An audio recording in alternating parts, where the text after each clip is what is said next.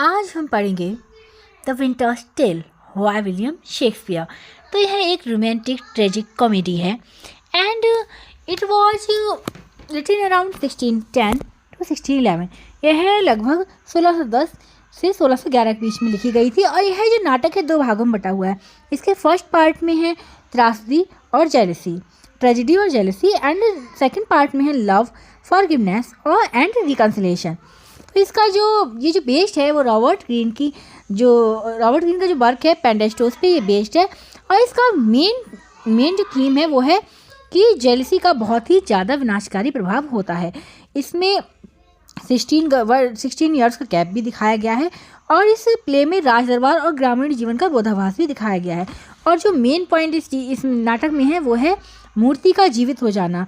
और इस नाटक में लास्ट में पश्चाताप होता है, पुनर्मिलन होता है, क्षमा होती है।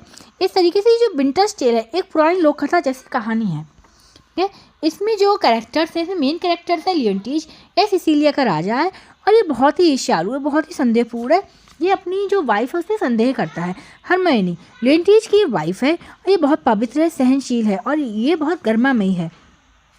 एंड अगला कैरेक्टर है पॉलिक्सिनीज, ये बोहेमिया का राजा है और लियोन्टीज का फ्रेंड है। पर्डिटा, ये लियोन्टीज और हरमायनी की बेटी है। एंड पॉलिना, हरमायनी की साहसी और जो है ट्रूथफुल फ्रेंड है। इसमें और कैरेक्टर हैं वो है कैमिलो, एक ईमानदार दरबारी है।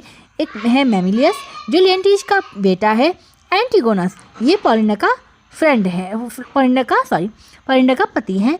एंड फ्लोरिजल, ये पॉलिक्सिनीज का पुत्र है। शेफर्ड, ये है जो पर्डिटा को पालता है। क्लाउन, ये चारवाही के पुत्र हैं। एंड ऑटोलाइकस, एक चालाक और हास्यपूर्ण पात्र है। तो ये कहानी शुरू होती है सिसिलिया से, जहाँ पर जो राजा है वो लियोन्टीज है और बोहेमिया के राजा पॉलिक्सिनीज वहाँ पर हैं। इसमें जो बोहेमिया के राजा हैं वो लियोन्टीज के यहाँ कई दिनों से वहाँ रह रहे हैं।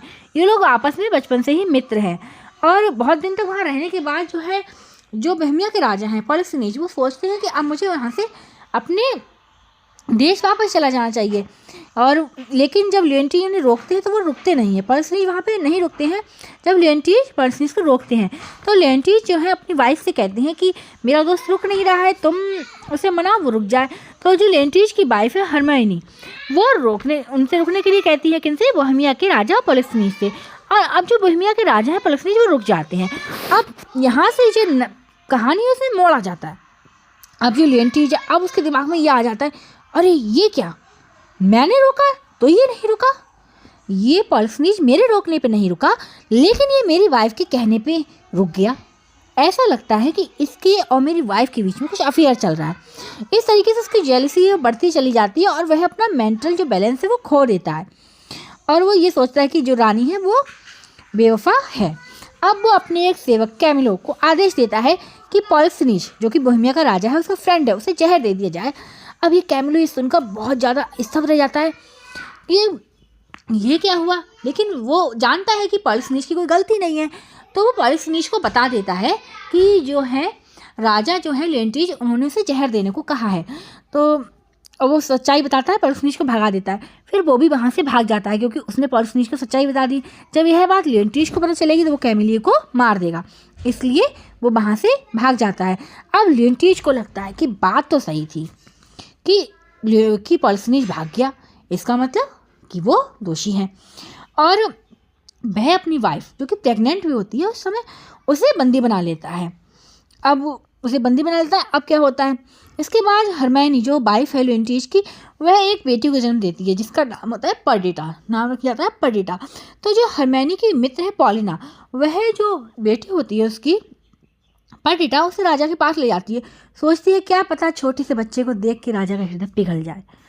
लेकिन जब वो वहाँ लेकर जाती है लियोन्टीज बच्चे को अस्वीकार कर देता है और वह आदेश देता है कि इस बच्चे को किसी निजी स्थान पे छोड़ दिया जाए।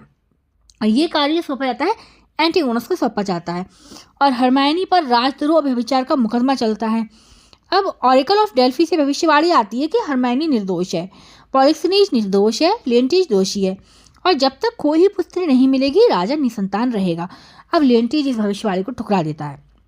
वो इसमें विश्वास नहीं करता। वो तो यही मान बैठा है कि उसकी जो वाइफ है वो अनफेथफुल है, वो बेवफा है और वो कोई भी बात वो सुनना नहीं चाहता।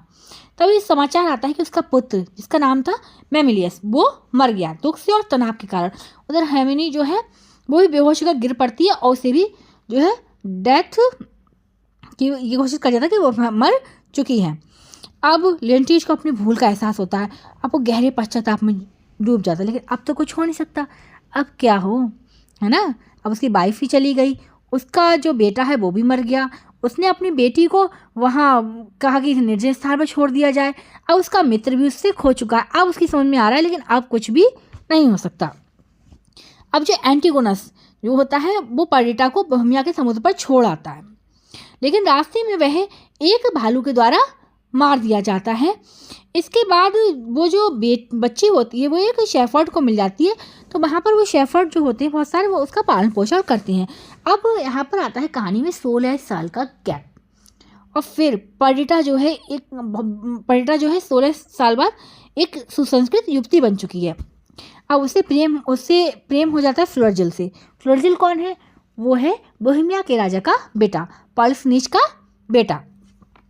अब पॉलिफेनीज को इस बारे में पता चलता है तो वो विरोध करता है कि पर्डिटा एक साधारण सी लड़की है और वह अपने बेटे फ्लोरजिल की शादी पर्डिटा से कभी नहीं करेगा। अब ये बात फ्लोरजिल को बिल्कुल पसंद नहीं आती है, तो फ्लोरजिल और पर्डिटा दोनों भाग के सिसिलिया पहुंच जाते हैं।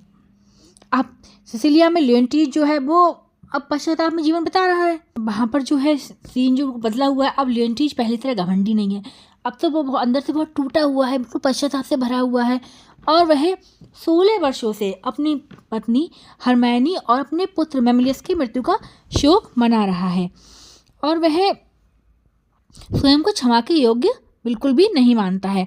अब जो फ्लोरजिल और जो पर्डिटा वहाँ आए हैं तो फ्लोरजिल उसे बताता है कि वह एक साधारण युवक है, उसे बताता ही नहीं कि वो राजकुमार है। अब जो लेंटिज है उसके शिष्टाचार और गरिमा से प्रभावित हो जाता है और उसे राष्ट्रीय गुण वाला युवक मानता है। अब पर्डिटा जो है ग्रामीण लड़की है, लेकिन उसका जो सौंदर्य असाधारण है, मर्यादा और गरिमा से भरी हुई है।